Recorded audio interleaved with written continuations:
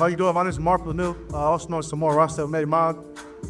I just got back from a fishing trip in Tennessee, right? So I got an ear infection. I can't really hear about right ear, so just work with me. I don't know how loud I'm talking. That's my dog. It's a lot worse getting an ear infection, man, I'm telling you. So this event here, we like doing community events like this because we like pouring back into the community. Especially me coming from the islands. I'm originally from the Samoas, which is South Hawaii. A village of like 200 people, right? So we always learn how to lean on each other as villagers. And so as I grew up and become an entrepreneur myself, I've leaned on a lot of people here as well. And so this is how this event come to be. Like I said, we love hosting these. We love giving free game and hope y'all can learn something from it and start your journey of entrepreneurship or start a clothing brand, right? I started this back in 2012. On paper, it's 2012. We launched in 2013. A streetwear company. We've been doing it ever since. We've been very blessed and fortunate to have the support from Kansas City, because it's not always easy, especially back in the day when we first started. People weren't buying. You got to keep going, right? This has been a fun journey for us. We love pouring back to entrepreneurship. We love, like, if you have your own clothing, you're starting, right? We have an open door policy. So anytime you have questions or you're stuck somewhere, feel free to come in, ask one of us. We just love that I've been able to help the next person. That's what we're about, right? We remember when we started, we didn't have that privilege to be able to run to somebody and give us that free game. So we want to be that. Let me see what else. Like I said, my name is Mark Lanu. I moved here from Samoa to San Diego, and it's too expensive, so we came here. But long story short, I feel like, not to be religious, I feel like God don't mean mistakes, right? My parents had passed away, so that's the reason I left the island. I moved to San Diego, my bad. And then my auntie I was moving in with was coming from Indiana, right? I like telling this story because I feel like there's a purpose to everything. My aunt stopped in Kansas City. She called us in San Diego. She said, hey, I can't drive this trailer another 24 hours. How do you feel about coming to Kansas City? And here we are, you know what I'm saying? So we've been in Kansas City just because she was tired of driving. And that was back in 2000. So that's all we've been here, and there's nothing like Kansas City. I've always been a Chiefs fan, by the way. I don't want to hear that Mahomes ride, right? I've been a fan since the Islanders playing the Tecmo both. I don't know if y'all remember that. I've been Marcus Allen days, so that's the reason why I like the Chiefs. So my brothers always gave me a hard time when we moved to Kansas City, because it was like, oh, we're going to Kansas City. Let's, working on our 3P, right? So again, like I said, I love the show, telling our story. Just because you guys are gonna face this same journey. It's great to have an end goal. It's better to enjoy the journey. Having strong mental, especially an entrepreneur, a lot of times things don't go our way and we give up. So I hope you guys find that community, find that friend, find that person that's able to pour life into you, because there's a lot of hiccups on this journey, especially when you come from making $500 a month to zero. You still don't know what you're gonna make, you know what I mean? So I hope that never stops. Don't quit your 9 to 5, all right? Keep that 9 to 5. Don't think that you made your first $1,000 in 1 week, you can quit. Enjoy the journey, build your community, and we are so blessed to be here. And I'm so grateful. Can I get a round of applause for all of our panelists, please? So we have Alex from Street Warehouse. Alex, put your hand up. Can everybody give a round of applause to Alex? Appreciate y'all. And what's Emma? Emma, can you stand up for me? This is Emma from, she's the buyer for MADE in KC, for all the MADE in KC shop. Where's Sam, man? Sam, where you at? Sam, raise your hand. This is Sam right here, and he's from Apex Marketing, so this will give you a lot of game how to market your products. And then my business partner, Boo Riley. Come on, bro, come out here. So here you go. So we'll be covering a lot of like the early stages when you first start. We still have that idea. So one last time, I'll give one more round of applause for my panelists. Thank y'all for being here. Thank y'all for sharing your time with us. We don't take this lightly. And it's partnerships like this, man, that allow us to go further. And I hope when you leave here, man, you connect with somebody. All right, don't just leave here, take your notes. You have to connect with somebody. All right, network is what the network, right? Network is net worth is what they say. So make sure you connect with somebody who's on this panel. Make sure you talk to somebody next to you. Matter of fact, hey, can I get 2 minutes of y'all just play some music when I get this 2 minutes? 2 minutes, turn to the person next to you and introduce yourself, please. Let's start right now.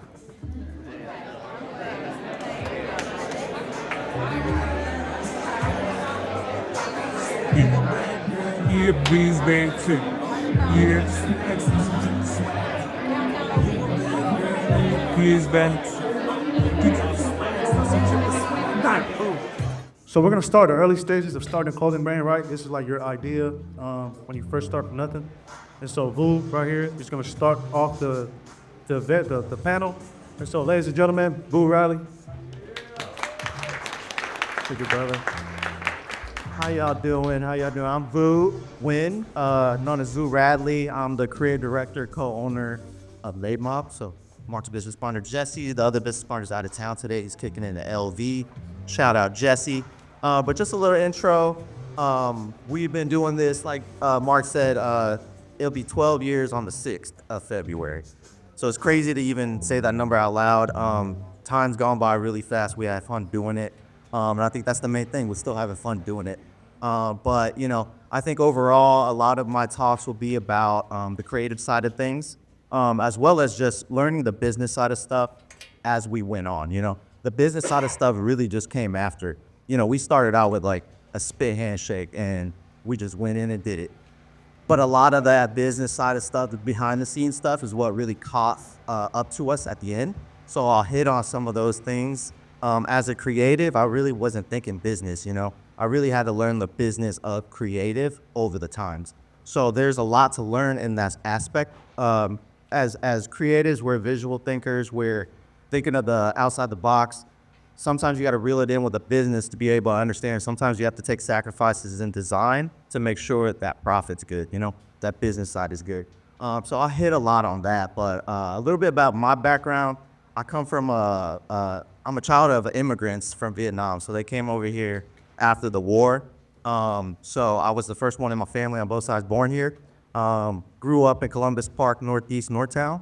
So always been in the metro. But Kansas City, I've been here all my life. This is all I know. So it's crazy to see the come up of the city. And without the city, MADE MOBB couldn't be here in itself. I mean, we're a Kansas City-based company, and the support base here is so strong that we're still alive 12 years later. So yeah, the hustle mentality has always been really strong in the family. Parents are factory workers. So they basically came over here for us to have opportunity to do something like this. They didn't quite understand it at first because, you know, Asians, they want you to be like a doctor, a lawyer, engineer. And then when I went into art, they're like, what the fuck? What the fuck, bro? But later on, they kind of understood, you know. They never really knew what I did until we had a storefront. Then they're like, oh, you have a business. Okay, cool. And so a lot of that was like going with my heart, but also wanted to make my folks proud. So I think I did that over time, my route.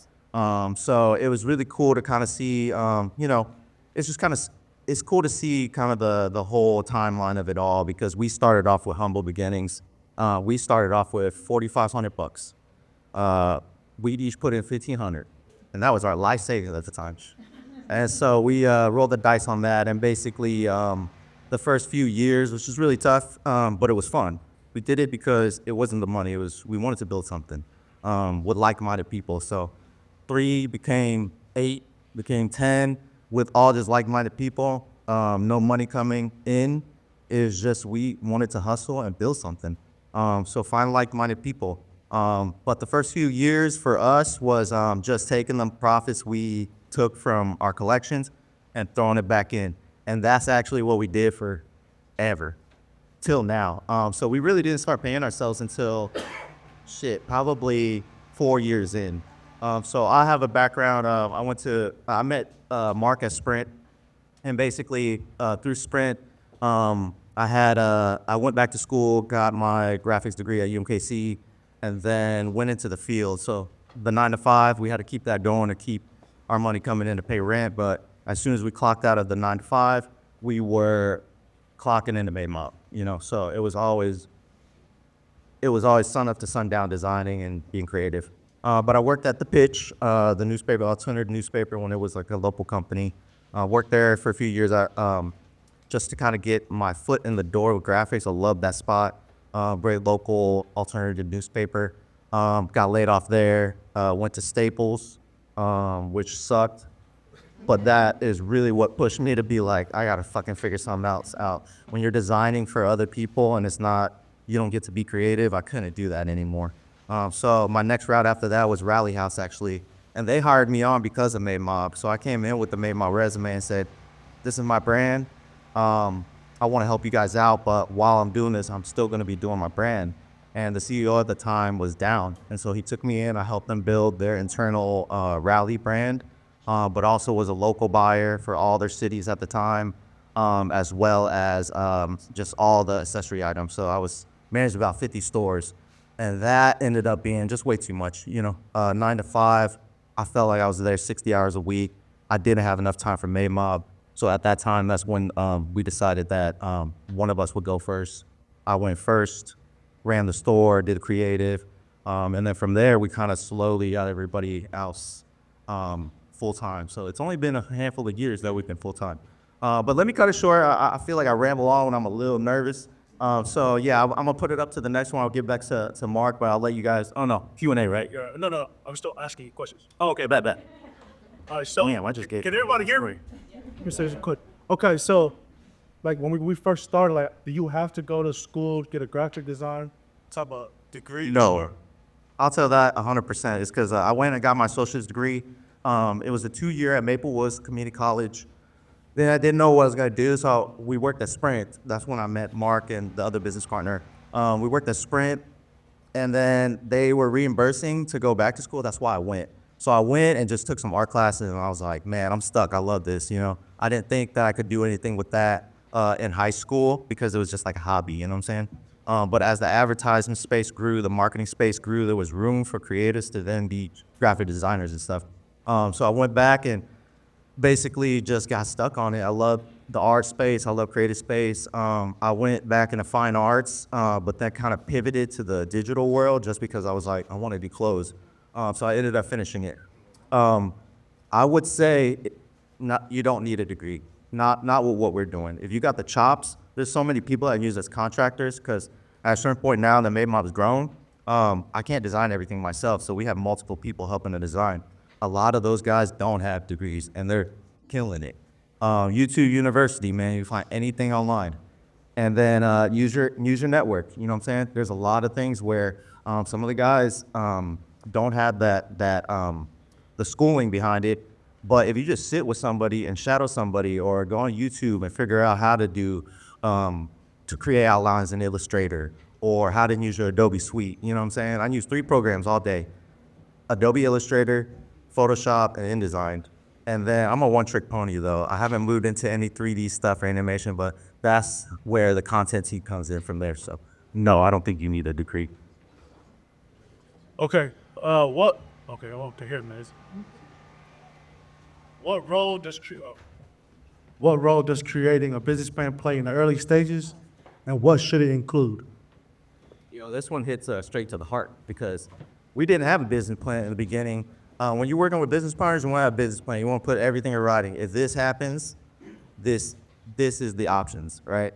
And that just goes in with who you go to business with. You never know. People might change up 5 years later. People might change up 1 year later. Business partnerships can get salty, so understand that. And in the business plan, you want to make sure if one partner wants to exit it for some reason or one partner's not doing their due diligence, that there's X, Y, and Z to be able to remedy that issue. That's on paper. So it's a contract between you and your partners. It could be on a piece of paper. It can be on anything. You write it with the ideas you guys have in mind. So we didn't have that in the beginning. And a few years down, we went through some stuff with a past business partner, and I wish that we would have did it right at that time. So thinking back, there's a lot of things that we should have done. Probably paid taxes on time. We probably should have had a business plan. There's a lot of things on the back end side that when you're in the creative space, you kind of forget. But yeah, business plan, I think I hit just kind of the quick pieces of that. I'll let some of the other guys kind of hit some of the more business side of things, but protect yourself, protect your company, protect your business partners, make sure you have agreements on what happens if people want to exit and whatnot. And then really just base, you always want to hit your target audience in the business plan, who you're going to hit, what age group, what type of person. I like to go down to even like one single person, because it's kind of hard to be like, oh, the target audience is 15 to 37. Like that's a big target audience.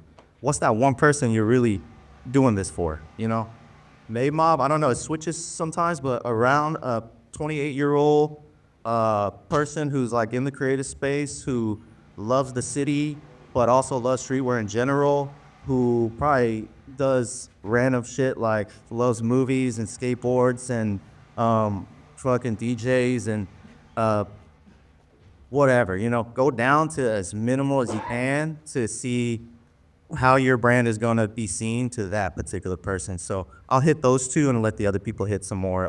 Protect yourself, your business partners, your business, and then just make sure you get your why right. Why, who you are, and why you're doing it, right? I think those are the main things that's going to keep you going past the money. That's why I always tell a lot of people that start businesses is like, if you got the passion for it, you're not going to stop. Even if the money rolls in, if you still love doing it, you're going to keep doing it, whether it's a full-time job or a hobby. If it wasn't for MADE MOBB, would I still be doing clothing? Yeah. Would it be on the scale of this? Probably not. This happens because it's a big team. You know what I'm saying? Like, I can't do this without Mark. I can't do this without Jesse. I can't do it without the boys in the shop that help this whole thing work at such a bigger scale. But I would still be doing it if it was just for me. And that's why I think we continue to do good work. It's because we're really passionate about this shit, and we love doing it. Yeah. Kind of figure back. Is this on? Hello? Y'all know I can't hear, so. Hey, and heavy on like we do this contract business, even if they family. I ain't gonna lie to y'all. I'm against doing business with family, but that's just me. All right. Here we go. The other question I have is, how can someone start a clothing brand with little to no capital? There's a lot of ways. Can y'all hear me? Okay, there's a lot of ways to start nowadays. So I see some familiar faces in here for sure, which is dope because we get people that come in and say, asked about, mentorships and things like that. And since we're a small business, I would love to take in mentorship and have people shadow. It's just kind of hard sometimes with timing. So I think this Mark put on is amazing time for a lot of people starting out with businesses. But basically, I talked to people before. There's a few routes, you know what I'm saying? Depends on how you want to approach that clothing business, Do you want to private label everything? Like with MADE MOBB, we have our tags on everything, Even if it's a gilded blank, we put our tags on everything. We put our sew on tags because we want that perception, you know what I'm saying? We don't want somebody to pick it up and look at the tag and be like, oh, I know what blank that is, even though I can touch blanks and know what it is. I was just Alex from Street Warehouse. He had a hoodie on. I was just rubbing that material for a second, just trying to figure out what's similar. And he was like, "Man, you really touch these with garments." But yeah, I do. We touch all garments. We feel. We get the quality. But basically, I lost my train of thought. What was the question, Gary? ADHD, guys. Little to no money. We started out for $4,500. I do say to start out with something. Save up a few grand and do your first run, right? Don't get too into your head about, is this good enough? I see a lot of creatives that wait too long. They'll design a collection of like 5 to 10 pieces and wait years before they drop it. It's like, you got to trust in yourself. At that time, whatever you put your 100 into, that's going to be your 100% at that time, right? You may look down 6 months later and be like, that was kind of trash, but drop your next line. Because if we look at back 12 years, bruh, there's so much shit that I'm like, we shouldn't have dropped that. There's still stuff like 6 months ago is like, damn, I could have done better on this. But in our field, you can't marry your designs is what my professor used to tell me, because I wanted to work on like my art piece for way too long. They're just like, finish it, you know what I'm saying? So in this field, you gotta work pretty quick. With clothing business, you can decide to drop like multiple times a year. We started out quarterly, so every season. So we drop like 5 pieces for summer, 5 pieces for fall, winter. I think that's a really good start. If you have no equity and you really want to just test out some designs, there's so much print on demand, which I don't recommend really, but there's print on demand to see if your designs will work. I recommend those for more people who are like, I got a funny idea, I want to drop this, the Chiefs are winning, let me just drop this shirt that I think would just crack real quick to get the money in. Those are quick because print on demand is really easy. You just upload your designs on a site like Printful or Printify. And what they do is they'll take a blank, and most of the times they'll direct to garment print, which I'll let Alex hit on later. There's multiple ways of printing that we utilize: screen printing, direct to garment. There's like film. He knows a lot more about that in the production world than I do, so I'll let him hit on that later. But the direct to garment printing is basically just sending your shirt down like a paper printer almost. So just think about a paper printer, but putting a T-shirt in there. So the quality for us is not there unless you have a really good machine. We have manufacturers overseas that use a really dope machine where the direct to garment feels really good. So you'll see our heavyweight wash items with the DTG on it. So basically, those are good for a particular business, right? If you're wanting to build a brand, you're probably not going to go that route, right? You're going to want to start with a nice blank, put your brand on it so people recognize it, because in the end, that shirt is going to be a walking billboard for you. You know what I'm saying? That's how we advertise, but that's how we make our money at the same time. You sell the shirt. We sell the shirt, and then we put MADE MOBB on it. People see it. I think that's how MADE MOBB caught on in the beginning, because you see 10 guys wearing the same shirt because we only drop a few designs. And you see them out. You see us out at whatever bars or clubs or wherever. You see 10 guys in a MADE MOBB shirt with a big Target X, our logo on the back, and be like, "Are they some type of dance crew? Are they the job at what? Are they a decent whatever?" You know. So then people are asking questions like, "Who are they?" And then as they're seeing MADE MOBB, MADE MOBB, MADE MOBB, then they're gonna ask people, and then it's a clothing line. Then they meet the people. And then, we're chill dudes, so we got along with everybody. We talk and we network. And I think with so many people at that time, we utilize our personalities and our different friend groups to then build this base of supporters. So we got really lucky. We had a lot of like-minded people that are down for the same cause. But I think little to no money, you just got to do a little bit more guerrilla marketing. Sam will talk about more of the marketing side as well. But we didn't have a lot of money. What's up? We didn't have a lot of money to really do stuff, so we sticker bombed. We sticker bombed all over the city. You would see our stickers everywhere. You would see us outside talking to people. We would pop up. At that time, there wasn't a lot of pop-ups. We would pop up as much as we can. But really, I would say get enough to start one collection. That may be about $2,000, depending on how much you want to drop, and do minimum amounts. Alex will probably talk about minimums and quantities too. The more you purchase, the less production is going to cost per unit. So get your prices right. In the beginning, just try to get your gear out. You know what I'm saying? Give it to the homies. Sometimes you'll take a lot of loss on the first batches because you're really just trying to push it out. So we did that a lot too. We'd print 50, but 25 of them went to us. And we sold 25 and barely made our money back, but we had all these pieces that when we were outside, people were seeing. So be creative with it. Okay, what should a person prioritize first? Should they go design, branding, or figuring out production first? You're gonna have to do both. You know what I'm saying? You're gonna have to do both. You're gonna have to understand all aspects of the business. So I'm gonna kind of say both. If you're a creative, hit creative first. Find out what pieces you want to drop. Run that, and then push that to somebody like Alex at Street Warehouse and get numbers. You know what I'm saying? They're able to talk to you about, do your research on blanks, do your research on all that. They'll be able to give you prices on the actual screen printing portions of it and minimums. So it depends on where you go. But if you're trying to build a clothing line, you're going to have to know both. If you come from the business side and you're going to contract out designs, which is a lot of what people do too. I may have the ideas. I may be the creative director of it, but I don't have the chops to learn, or I don't have the chops to do the actual design. But I've networked and I found a bunch of dope designers in the city. I'm gonna pay them to create me a design that I can take over and then build my collection with. So either way, you're gonna have to hit both steps. If you go business first, you're gonna have to figure out the contract and style for design, go back to production, and then push that. Because in the end, the design only comes to concept when it's actually created. And that's where the manufacturers and production, your relationship with them is going to be key. Whether it's overseas or locally, I always recommend sign locally first because you have access to actually talk with these people.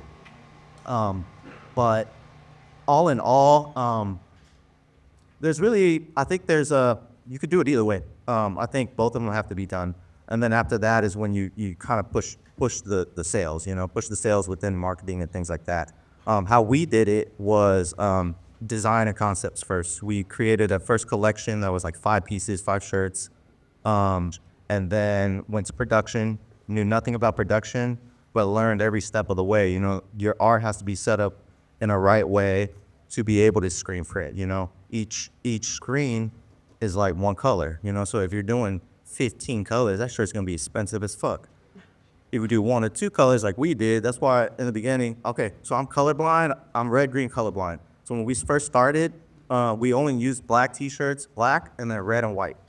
But that was our aesthetic. We built that into our aesthetic, but guess what? We saved money because we only print 2 colors.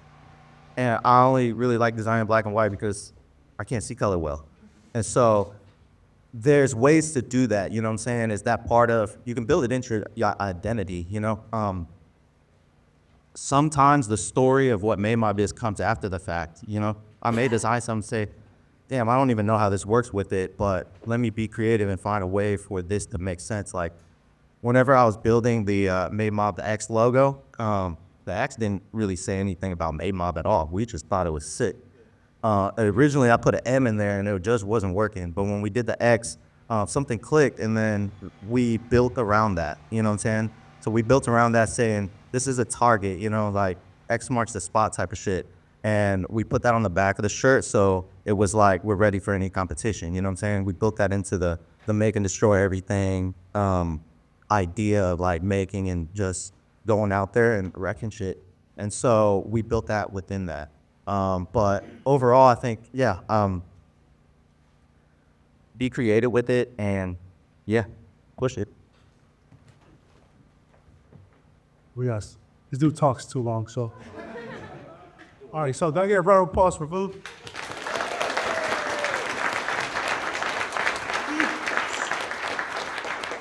And so again, with all these panelists, they do have their own social media, so if you guys don't have the opportunity to talk to them today, reach out to them on their socials. And so, like I said, ours, of course, is MADE MOBB. If we don't get a chance to talk to you guys today, just inboxes, we'll get to you. The next person we have speaking is Alex. He's from Street Warehouse. Everybody, round of applause for Alex.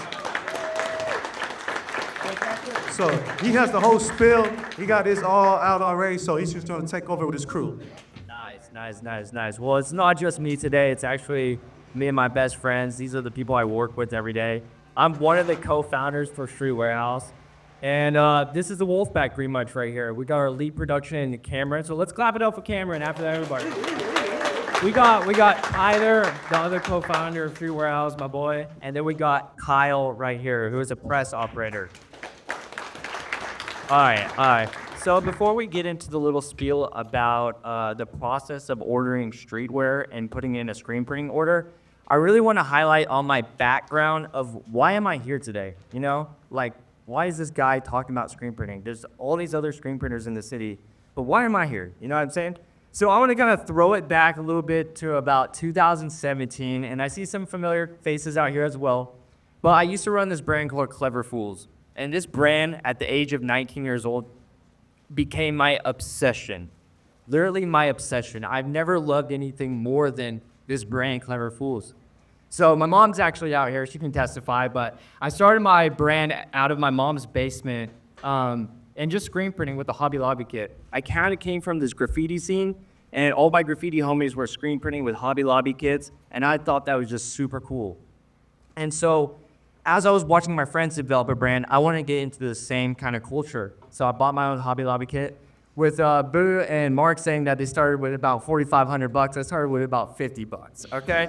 Most of us got $50, So $50, started printing shirts out of my basement, kind of doing the brand at the same time. I thought I was so badass at that time. I just thought I was so cool. So I get a job at a contract screen printing shop. And what a contract screen printing shop, it's a shop that pushes out volume, okay? You gotta have more art-based shops, and then you have contract shops. So contract shops, kind of boring stuff. Like if you got like a lawn and land care business, and you got, single color, black on the front, back, some boring stuff, not really streetwear. I worked there for about 6 to 8 months and kind of really learn about the process a little bit more. And then I was like working there for 40 hours a week. And then I had this screen printing equipment that I bought off of Facebook Marketplace for $500. And I had this stuff in my basement. I was like sort of leveraging the time and the money. I was like, what am I doing? Honestly, I was working 40 hours for a full paycheck, and I could make that same amount of money in my basement in 5 hours. So I got my first client. I don't know if you guys ever heard of the shop, Shark Surf Shop out in Lawrence, Kansas, but they're no longer a thing anymore.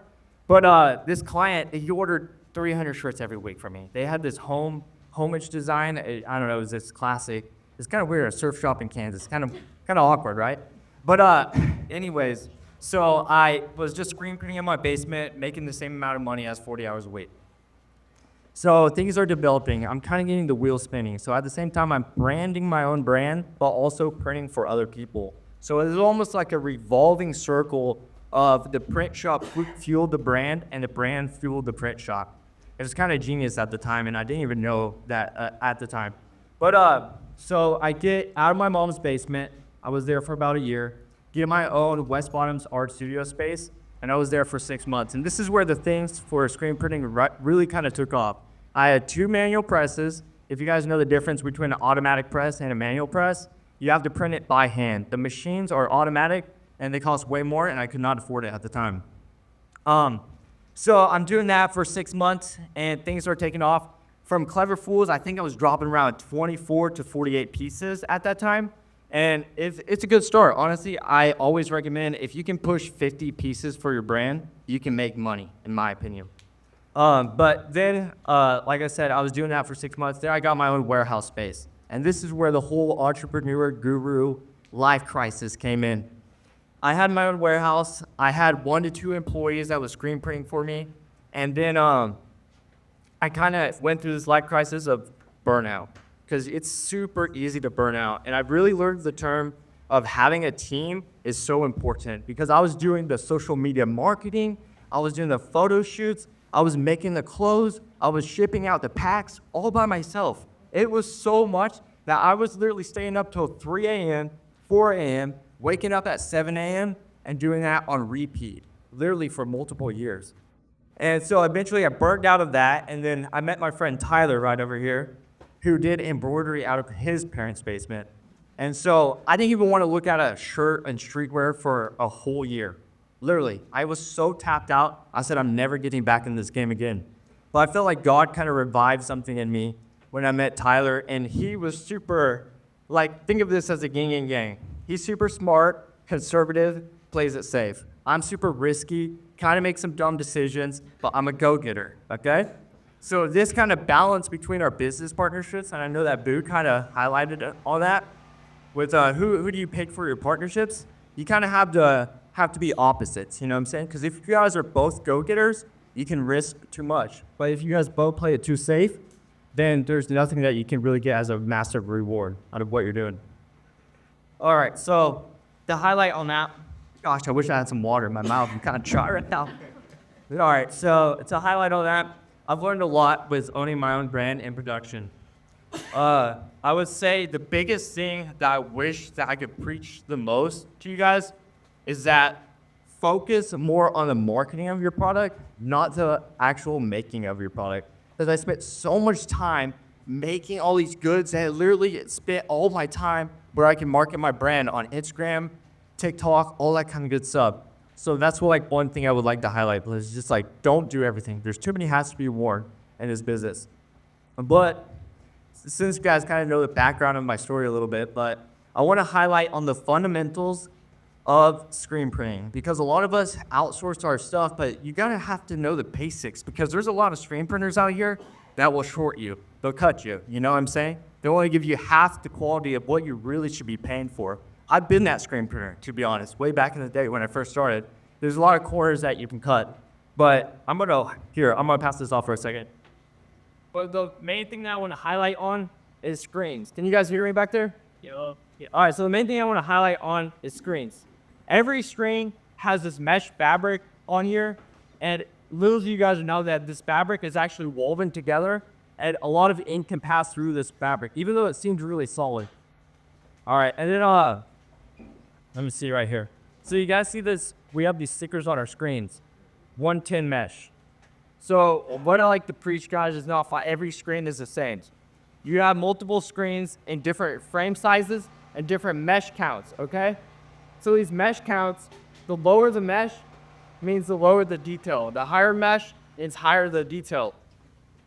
So if you're printing a design that has block letters on your shirt, you want a lower mesh. But if you're printing a design that's a photorealistic design, let's say a picture of Kansas City, you want to use higher mesh. And this higher mesh ranges, like I would say, low mesh is about 110 mesh, and it goes all the way up to 305 mesh. And so it's really important that your screen printer uses the proper screens, because if you want to print that image of Kansas City, but they throw it on a low mesh, and you're wondering why is there not that much detail, it's because your screen printer is honestly cutting corners, or he's rushing the process. So you guys can kind of take a look at that. But through the screen printing process, oh my God, does anybody have some water along the way in my mouth? You should have not, bro. He still carries kilos.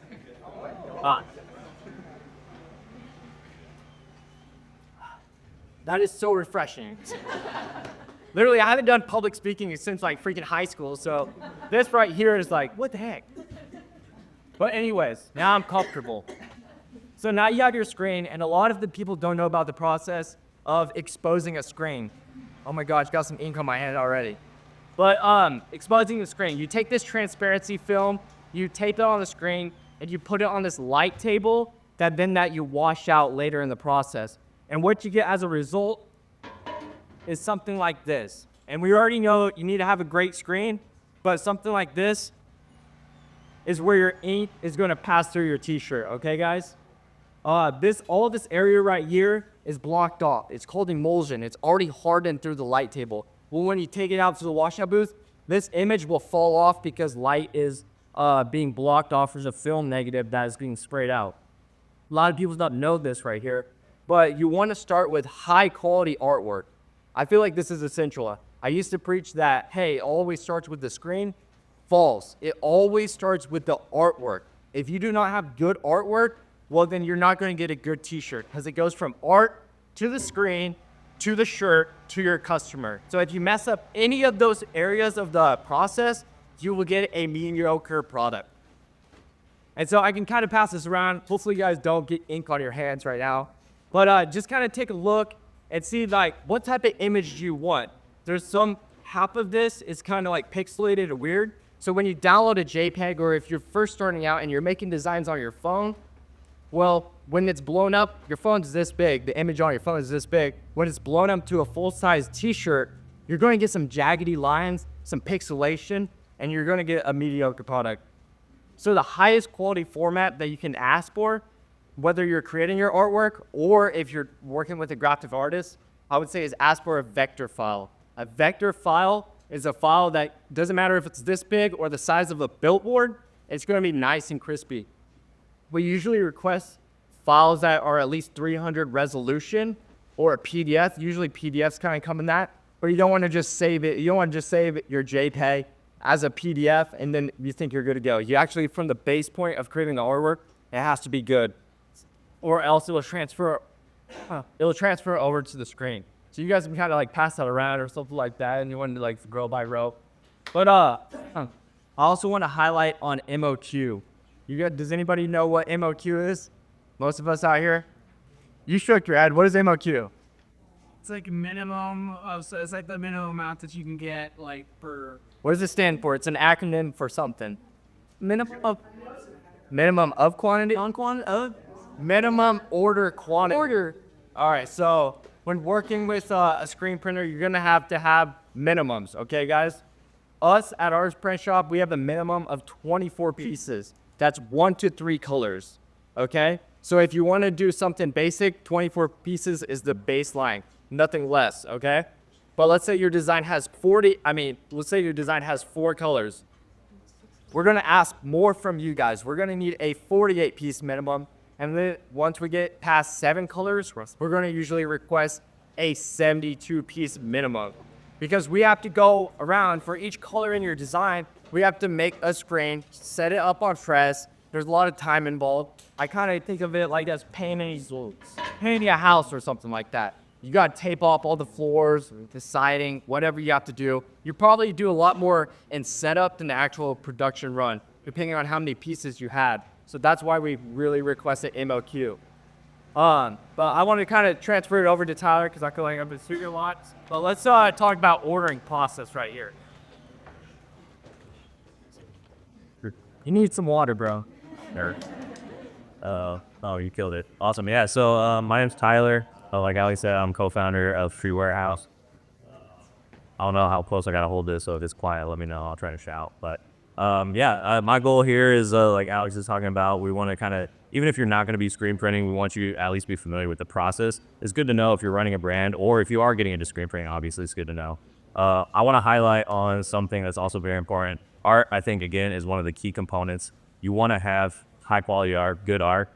People focus too much on like having some crazy design, and we've seen a lot of people have simple stuff do well. So at the end of the day, having good art is crucial, but the other half of it is going to be the shirt, right? What kind of quality shirt are you pushing out there? Are you pushing out high quality stuff? Are you pushing out something that's going to wrinkle? And some people, if you're familiar with like certain blanks, I'm not going to name them, but they get like bacon neck is what they call them, where the collar kind of wrinkles up. So I see a lot of you guys nodding, so you guys know. But to start with the basics, I did bring a couple. I was going to pass around, but I don't know. It's a big crowd here.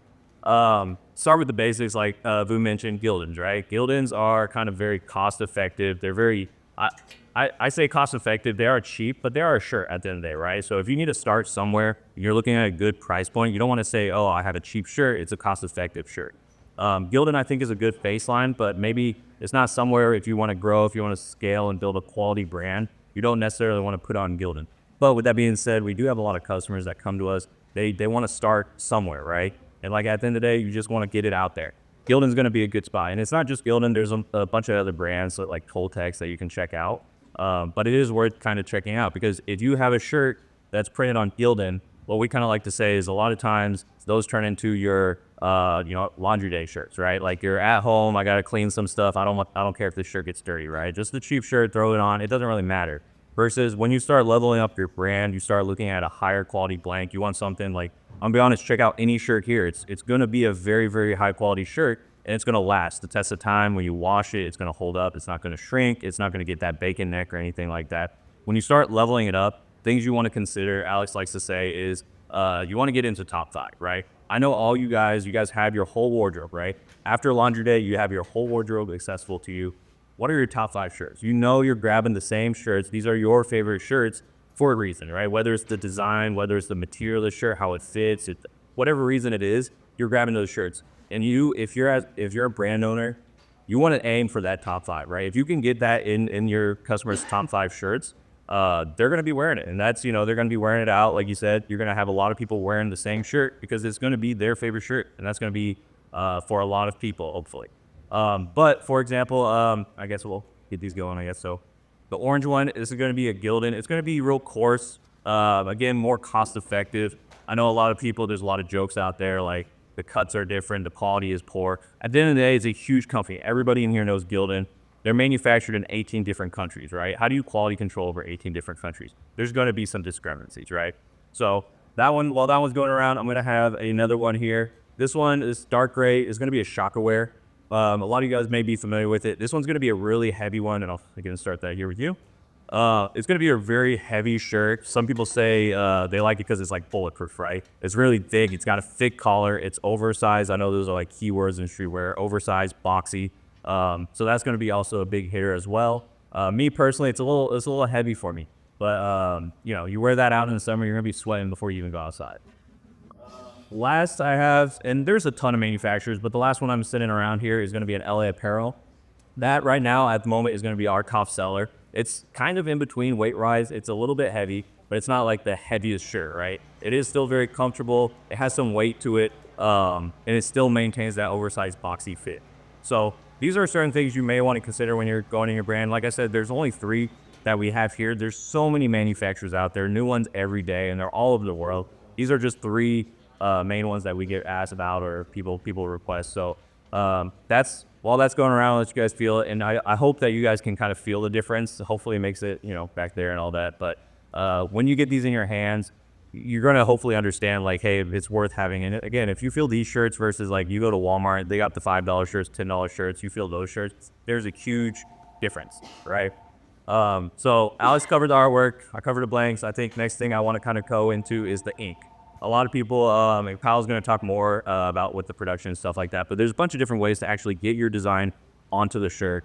But obviously with screen printing, what we do is we use ink and we push it through the screens like Alex was talking about. There's a few different types of inks. We use plastisol, which is a kind of a plastic-based ink versus a water-based ink.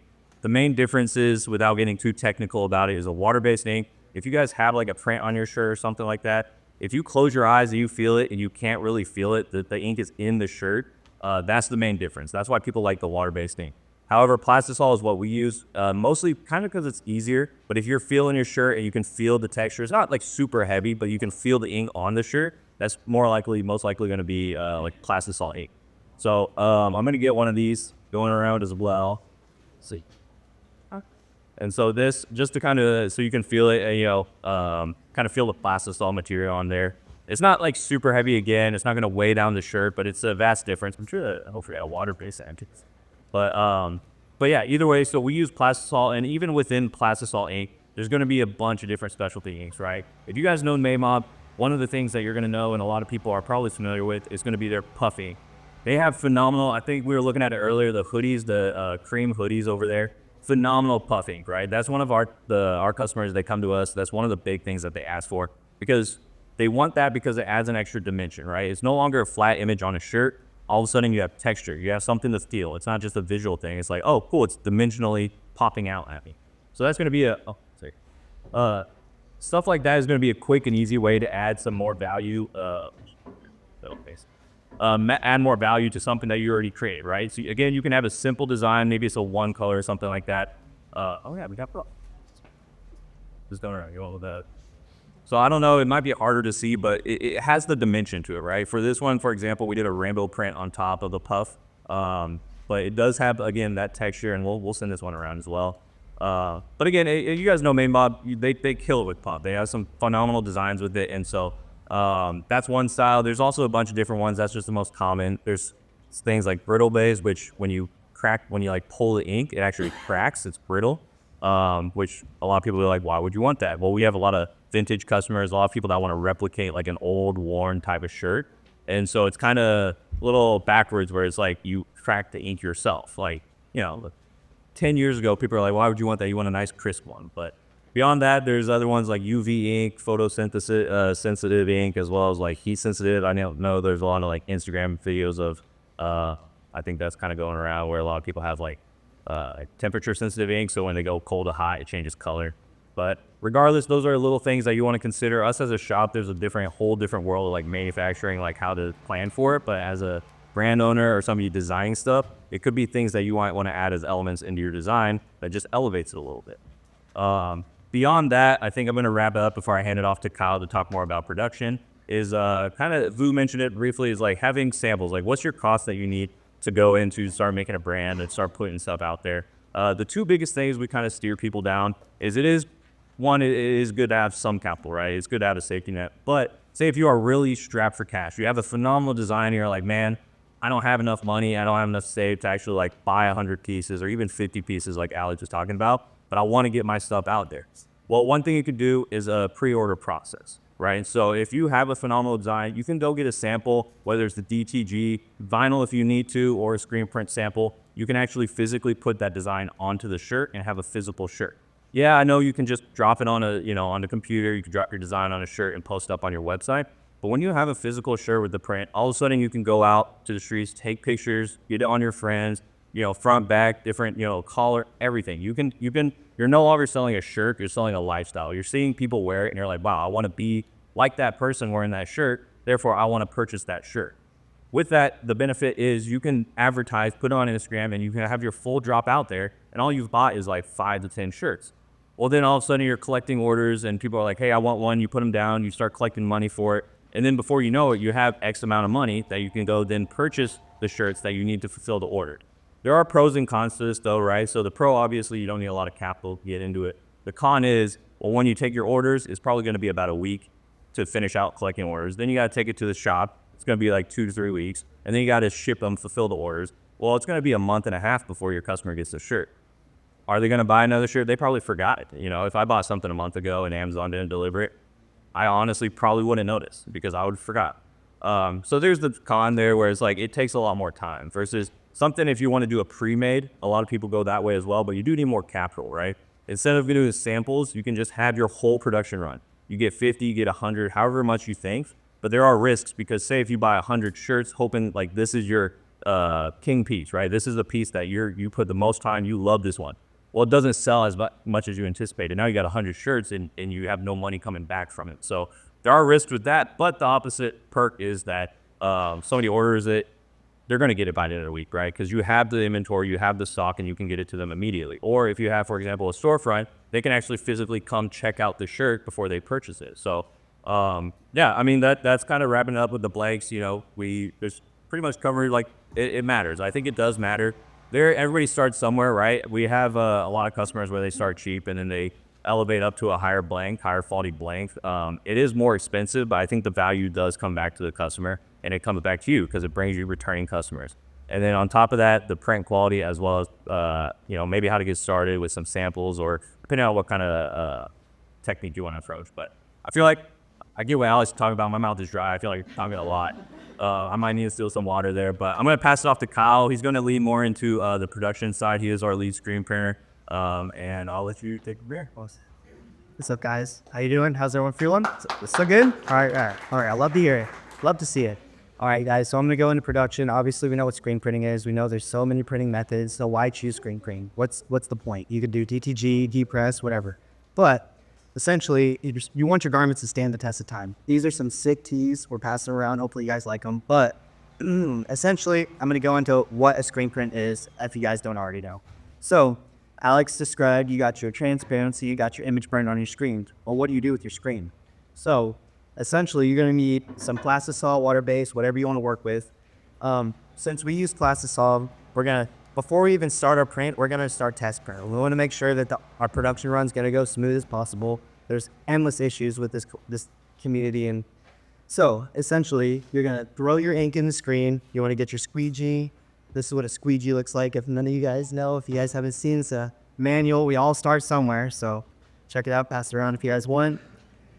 One of the most important tools is screen printing. You can't screen print without one. So while we're test printing, we're looking for imperfections. We want to make sure that our colors are lined up, especially if you're doing a high detail, high color design. But if you're doing just a simple one color, it's a little easier to lock your screen in, make your micro adjustments, and make sure that there's no overlap, underhang, you know, stuff that you might see on other brands that screen printers, like Alex said, will cut corners and, oh, it's good enough. They won't notice, but you might. So we're going to flood the screen, get a nice even coat of ink. Before we push that ink through, we're going to use that squeegee, get a nice pass, get a quality, solid, high color screen print, something that everyone's going to be happy with. But before you do that, what do? You have the print, but it's wet. So a lot of people out here, I'm sure most of us don't have access to a conveyor dryer. It's basically like a big oven you run the t-shirt through, but you want to cure your plastisol at 300 degrees, maybe 320 to make sure it's actually going to stand the test of time.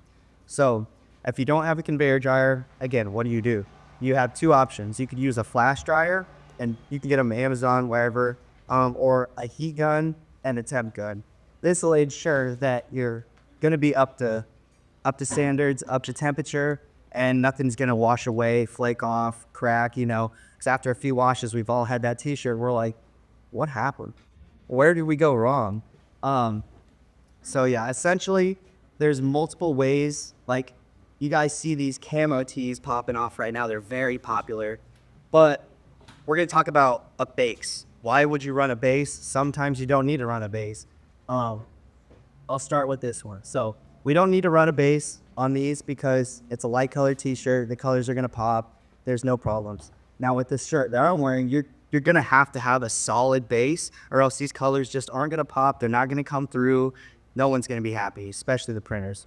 So essentially, after that, sorry, I'm losing my train of thought. Dye blocker. So back to the camo tee. If you're not running a dye blocker base on this camo tee, this is going to change color. Your camo is going to come through. It's just not going to look good. So essentially what a dye blocker is this gray ink that we're gonna either use like on polyester garments. You're gonna wanna do 100% dye blocker because those are very sensitive, and if they're not up to temperature, they're gonna come out yellow. It's not gonna look good. No one's gonna be happy. The dye blocker, it's gonna prevent that from happening over time because it might not happen right after the dryer. It could happen weeks later, and the customer comes back, oh, what happened to my shirt? Why is it yellow? The dye blocker prevents that, and it's like, think of it as like a primer. When you're painting your house, painting your walls, you want to make sure you have that nice coat to go over with your white or whatever you want to do. I want to say, okay, sorry, I'm losing my train of thought, guys. So after you run it through the dryer and everything's good, it might seem like everything's good, but the customer, you need to quality check as well. You need to test your printer, make sure that, again, they're not cutting corners and they're not shorting you on your product. So there's 2 ways you can kind of test that, and that's going to be a slight stretch test. And well, on a garment like this, it might not show as much because it's already distressed, but if it's cracking whenever you're stretching it, that's a big sign that your printer is not curing your ink. And so what do you do if it's not cured? Well, go back to your printer and tell them, hey, we got some issues, guys, and we need to do better. But if you do have a clean screen print, everything's good, wash, wear test, it's going to stand the test of time, everyone's going to be happy. So I don't really think I need to beat the dead horse. I think we all kind of understand what a screen print is, right? Awesome. Is there any questions? Anybody have anything? I have one. Yeah. Do you guys run a sample? Like, is that included in the quantity, or is that separate in that we have to cover the cost of the sample? So are you talking about test prints? Yes. Okay, yeah. So test prints, that's all on us. We're just going to grab t-shirt out of the bin, make sure that it looks good. There's no pinholes, no, overlapping. Some colors might fade throughout the process if you're printing wet on wet. Cam will kind of talk about that later. But yeah, there's tons of issues that could go wrong, and that's why we just always test print, because it might look good to you, and then 10 shirts down the run, a screen shifted or, color picked up off of another one. So again, there's just endless issues that could happen during this. Yeah. So you were talking earlier about mesh down. Yeah. So how do you call out a screen that is a little whack? Mesh. Okay, so like Alex kind of mentioned, he was asking like, how do you call it your screen printer if they're not using the right mesh count? Like if you were saying for Kansas City, you want to touch up on that? Yeah, for sure. It kind of just depends, honestly. They should pick it out because they're professionals. That's why you're outsourcing to them, because you trust them. But like I said earlier, when you're highlighting on those really high detail designs and they might cut the corner on using a low mesh screen, just think about this as well. We're going to get a little bit nerdy right now. Low mesh means low detail, but lots of ink. High mesh, high detail, but not that much ink that's going onto the shirt. But just kind of taking a look at your mock-ups, your proofs as well, because he's going to send you a mock-up of your design on a shirt. Hopefully he's not just full sending it, you know what I'm saying? You got to know what it kind of looks like, what is it scaled out like, what are the PMS colors that he's listing on the proof and stuff like that. That way you can visually check it and be like, hey, it should come out like this before he just gives you the garments and stuff like that. So right now, to answer your question, I'm passing around a really nice high detail photorealistic image, and it's all basically made up of these small halftone dots, and you're only gonna get that quality from like a 305 or a 230 like Alex mentioned. And so essentially what you were asking is just making sure that your screen printer is using the right equipment to get the quality that you're looking for. Because I'm sure that there's been times where you get something and you're like, this is not what I imagined, and colors are off, the detail's not there, so. Does mesh count affect price? No, it does. No. Do you bottle? Tell her what her question was. She asked, does the mesh count? Oh, sorry. She was asking, does the mesh count affect your pricing and your order? No, it does not. What's going to affect your pricing, like Alex went over earlier, is how many colors and how many screens you have. So again, the higher the color, the higher the number, the order is just going to cost more. But you could get away with, a good high quality print doing 4 to 6 colors. It really just depends on what you're going for. So if you have a dark garment, you should plan for that. That base is an additional screen, essentially, right? Yeah. So what she asked is, if you have a dark colored garment, you're gonna make sure that you want to run a nice base, and she's totally right, because if you don't have a base, it's just gonna look faded. It's not gonna pop, and it's just not gonna be the result you're looking for. Even if you have a one-color design, you're going to be paying for 2 colors this year. Essentially, yes, because we're gonna have a base screen and a top wife. Yeah. So it can get a little interesting, but when you're running, like, again, to answer your question, so if you have like big block letters on a white t-shirt, you could get away with just running that top screen, but it might not be that bright, so it might have to go around the press multiple times. But that's how you know if your printer is doing a good job, is if it's once around, it's bright white, it's crispy. Again, like all these garments in here in MADE MOBB, check them out. They are top notch, so can't go wrong. Well, with that, I'm gonna pass it off to Cameron.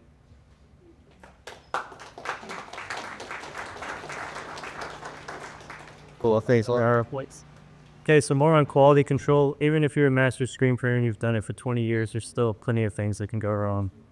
You could have a small string on the shirt that can pick up on the first screen. Say you're running a 12 head press. By the time it gets back around, that's already 12 shirts messed up. If you have multiple colors, there's a slight overlay between each color so they can overlap just a pixel or two to not give you gaps, so those can start blurring.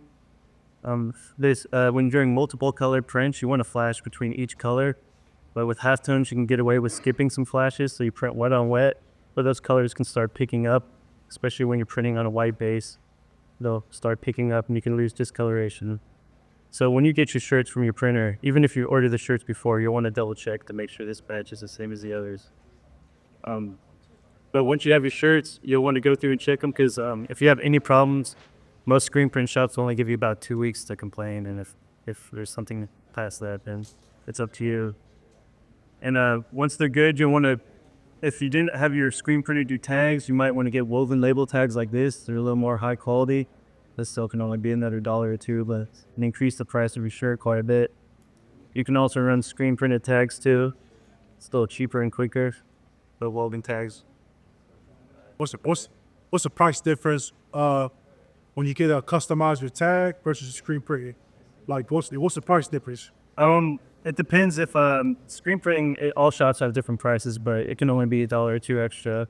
So, I mean, you can get these tags for as cheap as like 30 cents if you order about like 1,000. But then you may have to pay somebody to sew them in also. Up next, I do have Sam Kulikov with the Social Apex. Ladies and gentlemen, I get a round of applause for Sam. Finish this shit. Yeah, she's good. Oh, I'll pick back up. She's Okay. Yeah, no, show. So do I sit down? I don't even know. I'll sit down. That's fine. All right. So I think it's good. You guys got a lot of really good like backstory on how to like do all the fundamentals, and now we can sort of fill in marketing and creative front, which everyone before me has touched on a little bit as well. Before I go into that, I'll talk to you a little bit about my background, then we'll jump right into it. So my journey was always a creative kid growing up. My first gig back in 2016, 2017 was actually a marketing internship with MADE MOBB when they were just MADE Urban Apparel, wherever Mark is. Mark and Jesse, I hit up Jesse on Instagram and I was in college, no marketing experience, no design experience, I had nothing. I was just thought it was a cool brand, and I hit them up and I was like, hey, can I help out? I don't know what I would do, but I want to do something. And so we met up and they gave me a shot. So when they opened up the storefront a couple months later, was helping run the store a little bit here and there, doing some things, learning about some video stuff, social media, just getting my feet wet. And these guys gave me a lot to really like study and learn from when I was coming up with really not a lot of skill sets yet and just a lot of passion. So started out filming videos on my phone, you know, doing a little bit of things here and there, learning about Illustrator, learning about Adobe. And one of the biggest lessons I picked up from the MADE MOBB crew in my time there was the art of collaboration. And so when I talk a little bit about marketing here later, that's what you're going to hear as like a thread through a lot of what I talk about is partnership and mutual beneficial partnerships at that. So what MADE MOBB has done that's really beautiful is they host events like this. They do collaborations with all these different people around the city, different brands around the city. Now, those are really awesome marketing opportunities, but more importantly, what it allows them to do is create channels for authentic brand development, right? So a lot of people think about branding and marketing as, I need to make an advertisement, I need to make a post, I need to promote a post, I need to, you know, put money on a billboard or a newspaper article or whatever. The magic of what MADE MOBB has done is they start with this evergreen concept for the community and for the culture. And by creating all these different collaborations, what they did was they created this bedrock of all these different people that could advocate for their brand. So they were able to reach different networks in the community very naturally and authentically, right? So that's the one thing I'll talk about a lot is in this social media world, when you go online and you're trying to promote your brand and you think that you just need to pump out a bunch of TikToks or pump out a bunch of Instagram Reels, you have to remember that everyone else is doing that too. And that's not always the right solution. And you got to think first about what the result is that you're looking for before you start throwing money around, throwing time around, editing, cutting up content.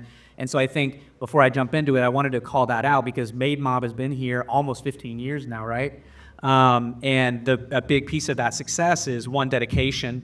But a big piece of it too is their connection to authentic partnerships and really connecting the people on a real level, right? So when you see their collaboration with the Chiefs, with the Current, with the Pioneers, with different brands, with United Way, these aren't just like, grabs for attention. These are legitimate relationships with people that actually love the brand and feel like they're connected to it, right? And that takes a lot of effort and time. And it wasn't done through some, TikTok post, right? These guys have been hosting parties and events like this for years. There were block parties at Grand Boulevard for some of you guys who remember that. Like they were throwing those things forever when there was no money in it at all. It was just because they cared about the community and doing something for people that they cared so much about. And so I think, to give Jesse and Vu and Mark some props, they talk about building the business, but they've always had KC on the forefront of what they're doing and on their mindset, and that sort of passion for caring about people and their community, that is a huge element of their success and a huge piece of all marketing. So I think what would be good is I can start from a merchandise perspective, or I can start from just more so overall building a brand. What do you think would be most beneficial? Merch? Okay. So I think one of the biggest things to talk about before I get into it is my background, so you guys understand what I do currently. So I own and operate a marketing agency at Social Apex, but I also own and operate esports team here in Kansas City called the Kansas City Pioneers. Most recently, we just launched an esports talent agency as well called Privy Talent.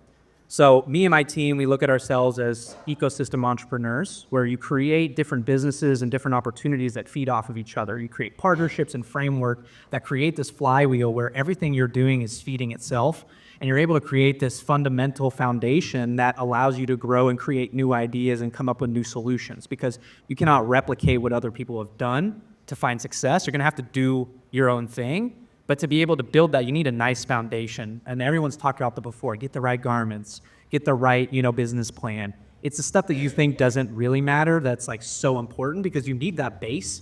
You need to get a good strategy, and then you can launch it. And so what my experience is on the merch side is not running and operating my own clothing brand individually, right? So I've never actually launched an individual clothing brand. How I have leveraged merch is through the Pioneers, through our clients with Social Apex, and through our clients at Privy.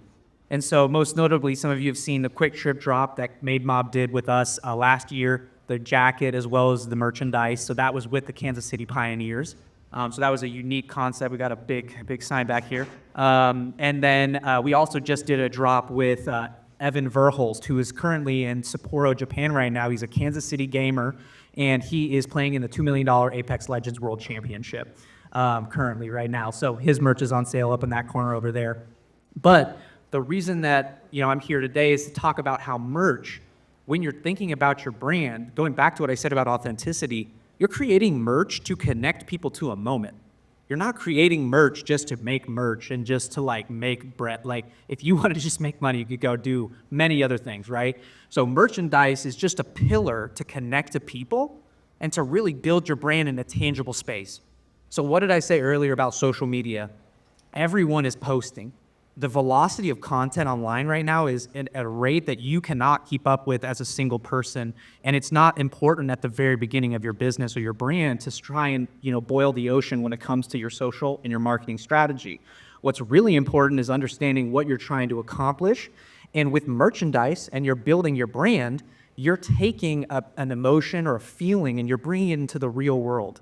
Right? And I think that's really important to state as a marketing concept, because we all are consuming marketing materials every day online, and it makes us forget that touching and feeling things in the real world is very important. And so when I look at merchandise, whether it's from a marketing angle or a client angle or for an activation, the most important thing I'm looking at it as not how can I make a ton of money on this and just flood it and blah blah blah. It's more of how do I take a specific moment for this campaign and crystallize it into a piece of merchandise so that then I can use that as a momentum for content, for a campaign, for a branded opportunity. So I think it would be important to share an example of that. When we launched our sponsorship and partnership with Quick Trip and the Kansas City Pioneers last year, they were a title sponsor of our Rocket League team. So they were on our car inside Rocket League. You could play with the Pioneers decal, and Quick Trip was on this car, right? 90+ million people play this game a month. So they were able to play this in a digital space. But like I said, it's important to take things from the digital world and bring them into reality for people to touch, see, and feel. And so we teamed up with MADE MOBB and said, how can we create something that's tangible, but also can create a bridge back to what we're doing digitally? So we created the jacket, and through that jacket, when our team went to play in Copenhagen, in Dallas, and all these different cities and countries around the world, they were dripped out in this type of material, right? Like, it's a really awesome jacket. It was custom made, cut and sewn by these guys. There was only a limited quantity. We're out in these different countries. People from France, people from Saudi Arabia are like, what the hell's a Quick Trip, right? And so not only were we able to touch people and connect to them in a real way in person, then I was able to take that and create video content of them in that merch at that event. Then I was able to create advertisements of that merchandise through that material that shows them at this championship event, performing in front of fans. Then when they're on stage, they're wearing their Quick Trip merch or their hat, and then I'm creating this cycle, right? So the merch isn't the end-all be-all. So when you're thinking about your marketing and you're thinking about merchandise in general, you have to also think about what you're offering. MADE MOBB is so much more than just merchandise, right? We all are here today. I don't even know, probably like 100+ people are here today. Like, this is a testament to the value they bring to the community. So think about it, you know, in that sense of a consumer. Like, when you come and everyone talk about they love MADE MOBB, you come and buy MADE MOBB and you don't even think twice about buying new shit, not because it's dope only, but because you've been given value up front already over and over and over again. They have inundated you with so much free value. Like, this panel alone, you know, I might be cool, but the other guys put on a master class of screen printing, you would have to pay, you know, I don't even know how much for that. Like, you just learned how to do a whole business. And they're putting that on for free for you guys, right? And so that's because they care about the community. It's that authenticity. But when you're thinking about your marketing, you have to think of it in that way, that you need to give your customers upfront value. Otherwise, why the hell should they care about what you're building? They don't, and they don't need to, because there's so much out there, right? So when you are building your merchandise brand, it's important, like Vu and the guys from Streetwear House talk about, you need to have a great product. It doesn't have to be 100 different designs, 100 different pieces. It doesn't have to be this super convoluted, confusing. You just need a couple pieces. MADE MOBB started with an XKCX, right? Like, it was a beautiful and simplicity, right? And everyone was wearing it. The hats went crazy, right? But then they were able to take that further and further, and they were able to show people that the XKC stood for something. It wasn't just a hat. People thought it was dope, but then when they learned about what it was, what happened? They went back to the store and bought more, right? So if you're trying to drop one dope collection and that's it, and you're trying to make it, that's not gonna work. And so building your marketing into your product is gonna be super important, and you have to look at marketing not as a to-do and a thing you have to do. It's the way you're communicating and connecting to your fans and learning from them, speaking to them, building with them, creating a back and forth. So I think that's a really important kind of thing to think about when you're building out your marketing. I have a question.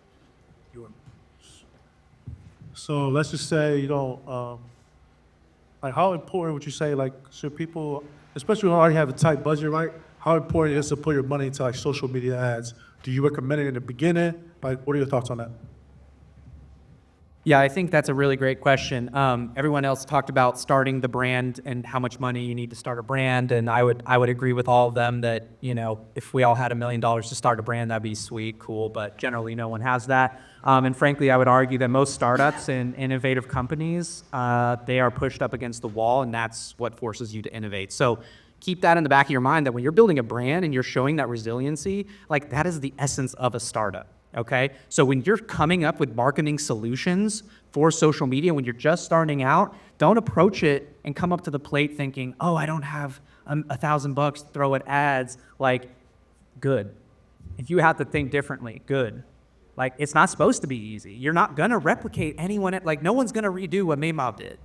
Like, no one's going to redo what Charlie Hustle did. No one's going to redo what these other brands in the city did. So don't try. And you don't want to, because you want to get pushed up against a wall to figure out how you're going to innovate your way out of it. Otherwise, one, you don't have, you're not going to have what it takes to survive the long term. And two, it's what helps you create a great product. So when you think about starting your brand up front, the main thing I would tell most people, absolutely do not put money into social media advertising at the paid level in the very beginning, right? The reason I say that is because when you put money, this isn't 2017 anymore. When it was 2015, 2016, 2017, you could throw $50 on Facebook ads and you'd churn a ton of purchases. That is not how it is anymore. Facebook will gladly take your money and they'll just put it in the coffer and they're like, cool, Taylor Swift just dropped, you're good, like we're not putting you on. So you have to remember that like right now we're at this point where the content velocity, like I talked about, is so high that when you come into a Facebook advertising cycle or Google ads and you throw $100 at it, they tell you, oh, here's 100 free ad credits, right? I'm sure some of you guys have seen it. Here's 100 free ad credits. Here's $50. Oh, that's so great. Like they're taking, like they're not doing that because they like you. Like they're pulling you into the system because when you only spend $100, $200, $300, $400 on an ad set, they're not prioritizing anything. Back to Jesse's point, you're trying to hit 18 to 35-year-olds, consumers, a lot of us, right? Younger crowd. Who else do you think's going after that? Everybody. So when you go after a segment like that and you're putting down $500, every damn brand in the city, in the region, is hitting that demo with way more money than that. And who's going to get prioritized on the ad set? Not you. And so that's why that's okay. That is a strength, because you have to innovate and think differently. And that's why I go back to the part about it's not just about social. It's about creating a vibe, a culture, a community. And so when you have a brand and thinking differently about, hey, I'm going to host an event. Hey, I'm going to partner up with this guy or this girl. I'm going to partner up with this art institute. I'm going to do a collaboration where I raise money for this effort. And so that's where I see that there's a very good anecdote with MADE MOBB is the beauty in what they have done is when they were doing collabs in the beginning, it wasn't to like make a ton of money. They just cared about doing cool stuff with cool people. And that translated into the growth of an amazing business, right? So when you think about coming at social media marketing from the very beginning, it has to be organic.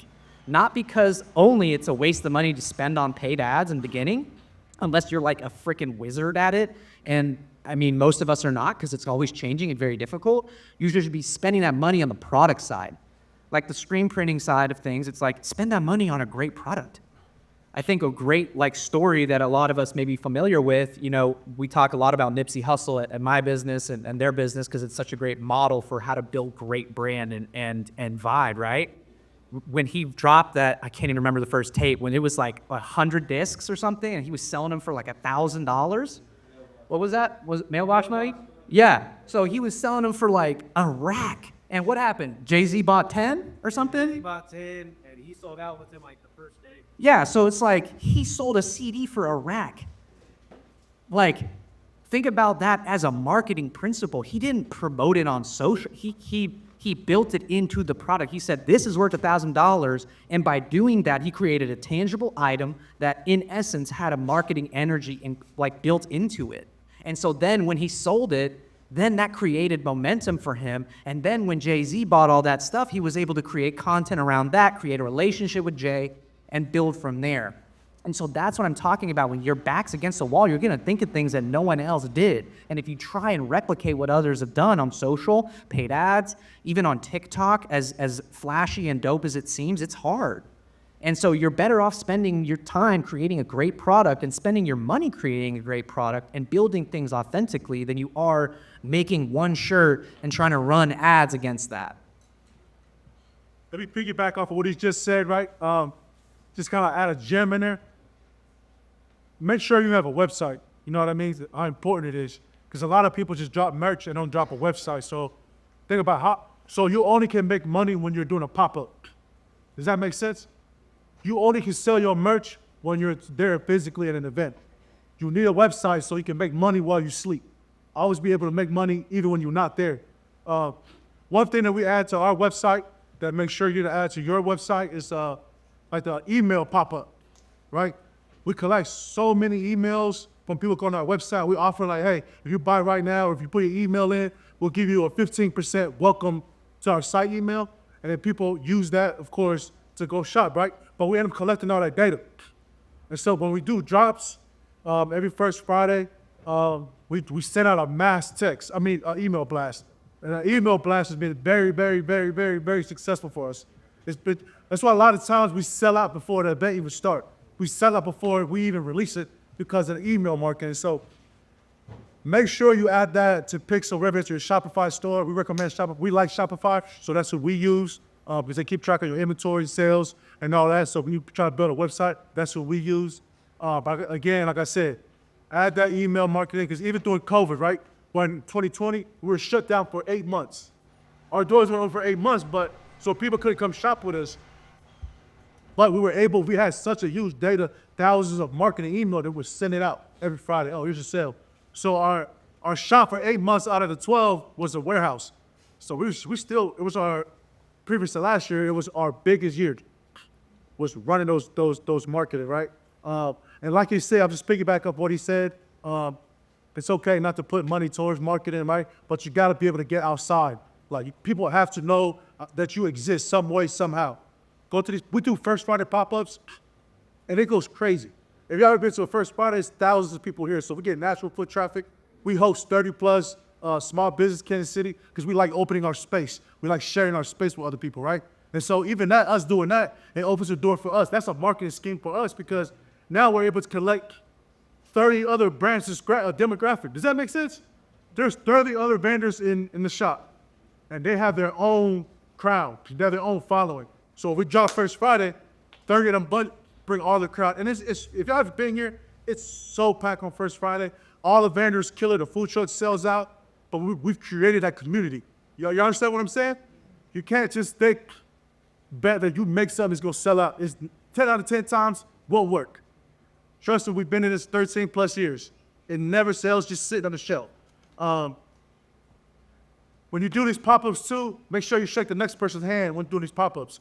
The reason why I say that, some of those people in that same room as you know somebody that you don't know. They're doing other pop-ups that you're not aware of. So every time when we do pop-ups, I'm always checking, talking to somebody. Hey, what's coming up? Well, I got this coming up. I got that coming up. How can I be a part of that? You got to have a mouthpiece too. You can't just sit in the back, not talking to nobody. It's okay, but you got to bring somebody, your homie or a partner that's able to have that mouthpiece, be able to talk. We live in the world. Me, I like be able to relate to somebody. You know what I'm saying? Like I like their story. I like, oh, what's this about? I'm not buying from you if you just sit and not say nothing. I'm not buying from you. I like buying on energy. That's me. MADE MOBB, we do a lot of these things. Just we like connecting with our audience. That's why we do things like this. We want to let y'all know that we give a shit about the community. We do all this shit for free. We don't get paid off for this, right? But we love getting other brands out like Street Warehouse, Sam, MADE in KC. Like we get them out so y'all can meet our resources. You want to get in MADE KC? They got 10 plus stores. Oh, I don't even know what to talk to. Guess what? We got her here today. Y'all see what I'm saying? We love doing things like this because we want to see y'all win, but y'all have to take advantage of this. Don't come here today, just sit here and do nothing. 2025 just started, you start that shit today. Right? Entrepreneurship has changed my life. Right? This is all I do. I get to see I have 2 girls. I'm with them every day. I get to see them grow. I don't miss shit. I see them when they took their first step. I'm there every fucking day. My bad, my language, but. You see what I'm saying? I'm so passionate about this shit because the freedom that it gave me. You know what I'm saying? I'm able to travel with my kids. I ain't got to pay no, hopefully no babysitters in here. I ain't got to pay no damn babysitters. You don't have no daycare. You know what I mean? They go with me. They see how I built this ground up. Entrepreneurship is about, like for me, right? I would rather invest my time building my empire than go work for somebody else and build theirs. You understand what I'm saying? If you died today, Lord forbid anything happens to y'all after y'all leave here, your job hires somebody else Monday, right? I want to be able to hand something down. I come from the islands and we already don't have much, so I already think differently, right? I have 2 girls. I got to be a little rough on them, but I take them everywhere I go. My bad, I kind of shifted the energy here a little bit. But I don't want y'all to just come here because it's free. A lot of people go to these free events because it's free. They don't do shit. Oh, it was free. I didn't pay for it. It was okay. I'll do it later. But you just spend your beautiful Saturday here for a couple hours to learn some game. This can really change your life like it changed me, Booz, and my crew. We get to do what we love with people we love. We get to move when we want. We get to create the shit we like, and y'all give us that opportunity, so we're very grateful to do shit like this. But you can do the same shit. Made Mob don't have to be the only person that creates streetwear here, right? We don't have to be the only person that creates Kansas City. We don't have to be just that. You can be that. We can all share. That's what Kansas City isn't known for fashion, right? But we can start that shit today. Look how many people sitting here. Look how many brands can start today. We can really make that huge impact, but that shit starts in this room. I don't like these events where just come learn this. I want to give you a speech too. I want to know you where my heart's at. We can win. We can all win just like the Chiefs. Going for that 3-peat, baby.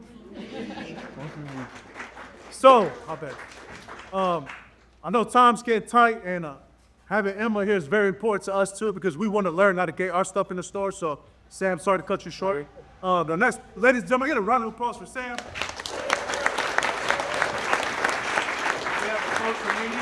Yeah, so his social media is Social Apex. Like I said, make sure you follow these guys. If you have a question you can't get to, you can ask them on their Instagram. Our final panelist is Emma. She is the buyer for Made in KC. So she's going to give you a lot of game how you can get your merch, right? That's usually the final piece. How can you get yourself in stores because, you know, it's wholesaling, so they buy all this stuff from the front. So how can you scale for us? We love wholesale. We have a good relationship with Made in KC. So ladies and gentlemen, get a round of applause for Emma.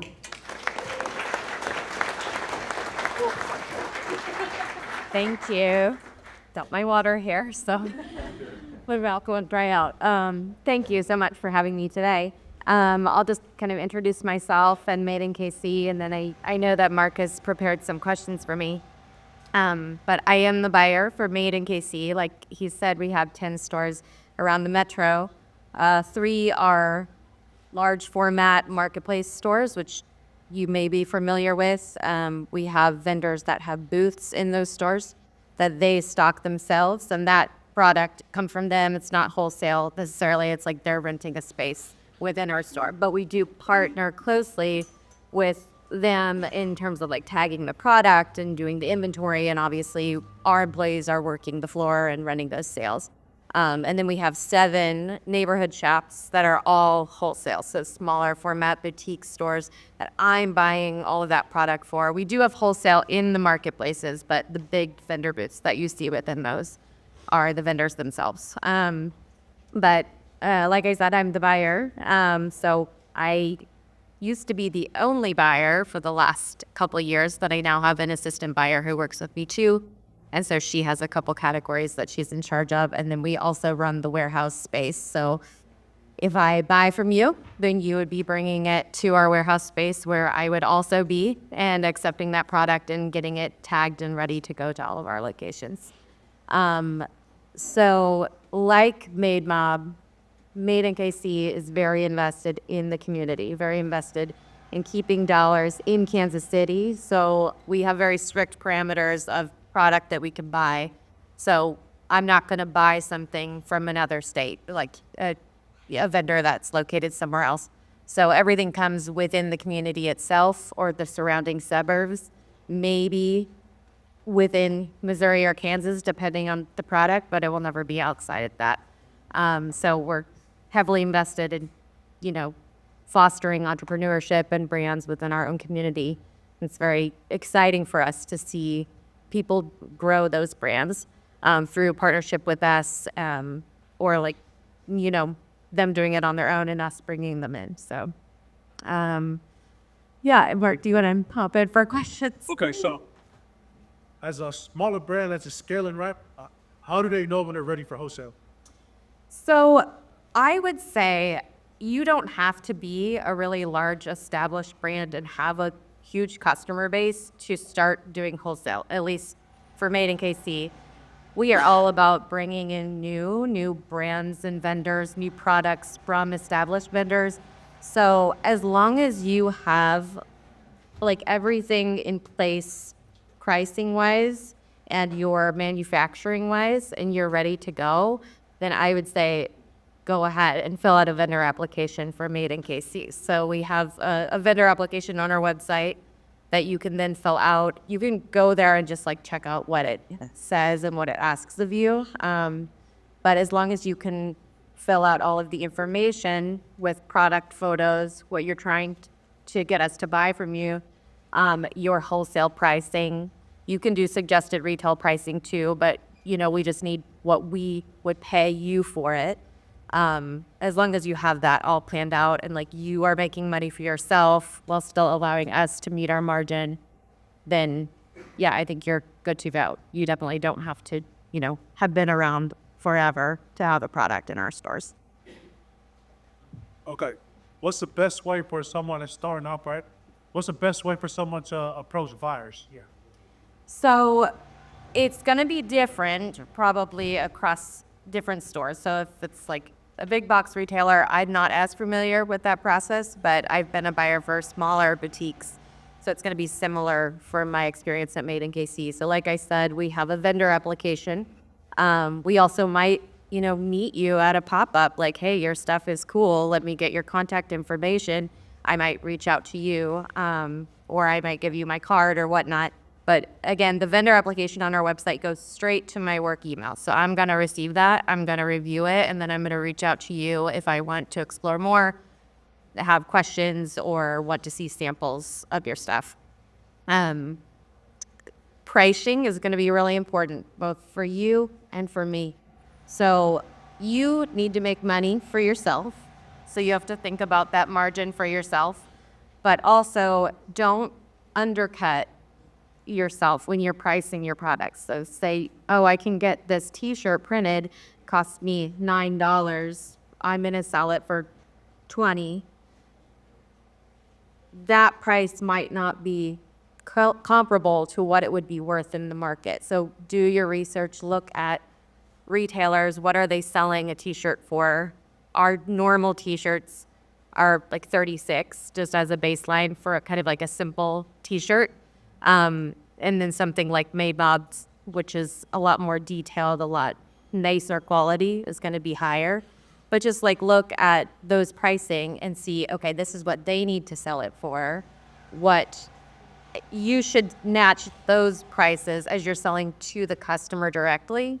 And then wholesale pricing, we need to make at the very, very minimum a 2 times markup. Made in KC generally tries to achieve a 2.5 times markup. It's not always possible, but any retailer that cares about longevity of their company and making money and staying around is going to at least double the price. So just keep that in mind. Are they going to be able to achieve the price with the wholesale price that you're putting forward in your vendor application or as you're presenting that to them? So like you said, right, how important pricing is because you still have to make money. So for us, when we wholesale, it's half of what we're selling it for. So keep that in mind. I have $50 shirts. When you wholesale, it's $25, right? So that $25, am I still making money after it went through production? So keep that in mind when you price your stuff out. If I sell this wholesale, right, you sell a $30 shirt, right? If I sell the wholesale, I have to sell it to them for $15. If I sell it to them for $15, are you still making money? If the answer is no, you need to adjust that price. Y'all see what I'm saying? Because you don't want to short yourself to where like every time you wholesale, you only make a couple dollars. And what's the point of wholesaling? You rather just sell it straight to consumer. Does that make sense what I'm saying? So wholesale is great, but you got to give that wholesale price. You want to be in those stores, you got to get that wholesale price. All right, the next one is, how can a brand, can y'all hear me? Yeah. My bad, I can't hear my right ear, like I said. How can a new brand create a compelling line sheet or catalog for retailers? Okay, yes, this is a really good question too. So the most important thing is that I can see your products. So whether that's a link to a website, a wholesale portal that you have, or a line sheet. So a line sheet is going to be just a document. It's going to have pictures of all of your products, and it will have your wholesale price underneath, and it'll have, the name of your product. As long as the pictures are clear and I can, tell what it is. There's not filters on it or whatever. And then I know your wholesale pricing. I mean, that's the main thing for me to move on from that. But if all you send me is like an Instagram link, it's like harder for me to go to. I'd rather go to a website and then also know your wholesale pricing on products. So I'm always trying to I keep jumping in because I like giving y'all a game like how we do it, right? So like you said, when you're talking to buyers, you gotta send a link, like your catalog. That's how they look at your stuff, right? So if you're we use Brand Boom. So write that down if you think about it. So we use Brand Boom. So we put all the inventory on there. We put all of our mock-ups on there. Mock-ups is just a shirt with a design. And then I email it to Emma. That's how I get my new catalog to Emma. And I do this every quarter.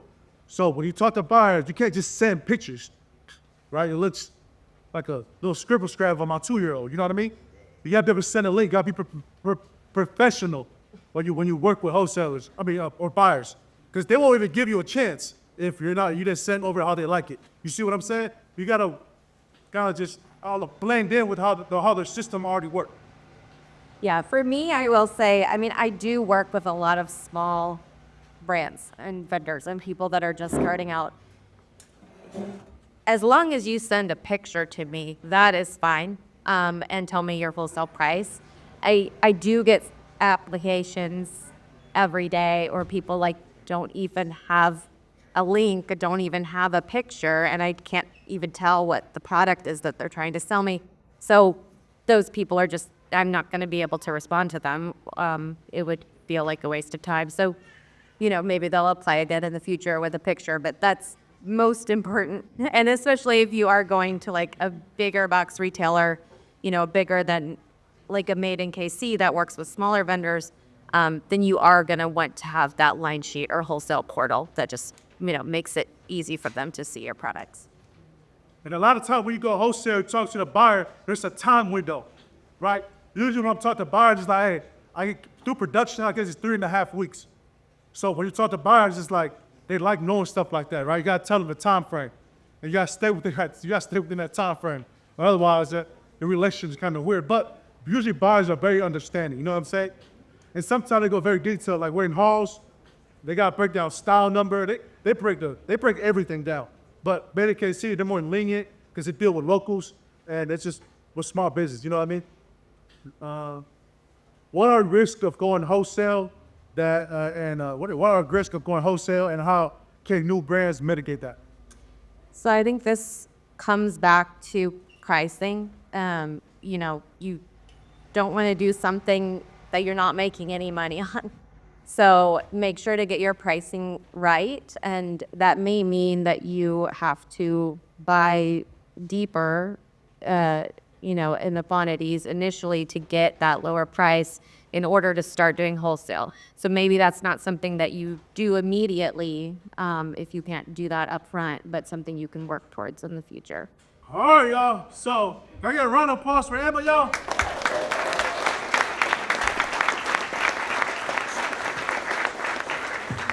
And again, let me say, look, we are here for a very reason, right?